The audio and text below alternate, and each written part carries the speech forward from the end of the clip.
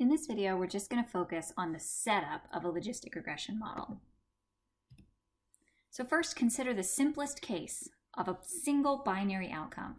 We want to predict whether a team wins or loses, whether something is a yes or a no, any possible situation, any binary variable. And you need to consider the probability of each outcome. We don't necessarily know that probability, but let's assign the probability of success to be some number p. And the success can be anything. Success is just whatever we're interested in. If we're studying whether someone has a diagnosis of a disease, that's a success because to the doctor studying it, it's the case of interest. So success does not mean win or lose. It just means, is this the thing I'm most interested in?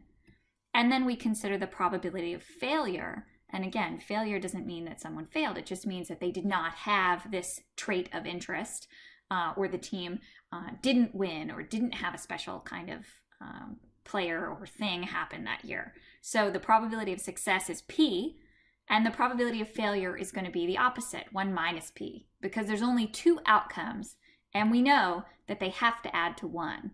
So we've defined the likelihood of this single event, the winning or losing, the yes or no, in terms of one unknown value, P. We always choose one of the outcomes to represent whatever we're interested in, and that's the success. The trick is just remembering at the end when we are analyzing the results, which one of these outcomes did I assign to be the success? Sometimes it's not as easy to tell. If we're studying cancer rates or something like that, is success not having it, or is it being identified with this particular disease? So we just need to remember which one we assign to success. And now we can construct the model. We're going to construct a linear model, just like we've done in the past, of the odds ratio. And in the next video, I'm going to talk in more detail about the odds ratio, but you can see it here in this model. So I want to draw on the screen a little bit.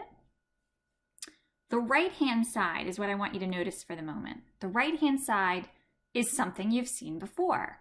We've got an intercept here and a slope in front of a variable, and then some number of slopes and other variables, and then we have error. So we can have any number of predictors, and we'll have a slope for each one, and we'll have an intercept, and of course we have error because we're making predictions and we're not going to be perfect at that. So the right-hand side looks exactly the same as your linear regression model did. So that we're already familiar with. So we're just going to ignore that for the moment. We're going to focus on this unusual thing over here. We see the word log, and we see P over 1 minus P. P over 1 minus P is the odds ratio, and that's what we're going to talk about in the next video. And this is a logarithm function, and we're going to talk about that in the video after that. So we're going to break this down slowly since it's new.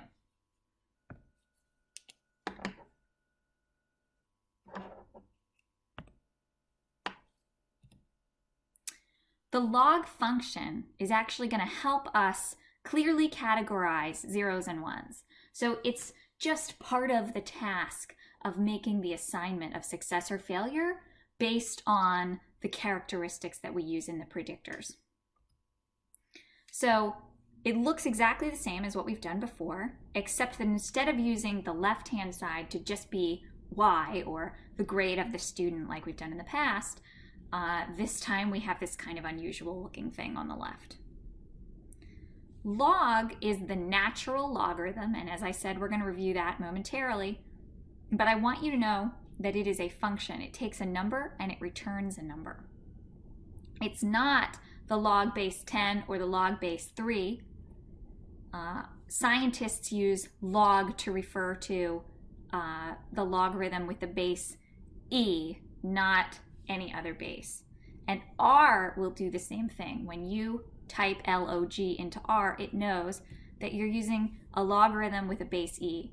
And e is a number you've probably seen in your algebra and pre-calculus classes. It's this number 2.718, and it's defined in a really special mathematical way that we're not going to go into. I just want you to know that we're using a special function that will help us classify zeros and ones more easily. and it is a number. It's a function that takes a number and returns a number. So that's the basic introduction. I wanted you to see the form of the model, and in the next videos we'll talk about that left-hand side in greater detail.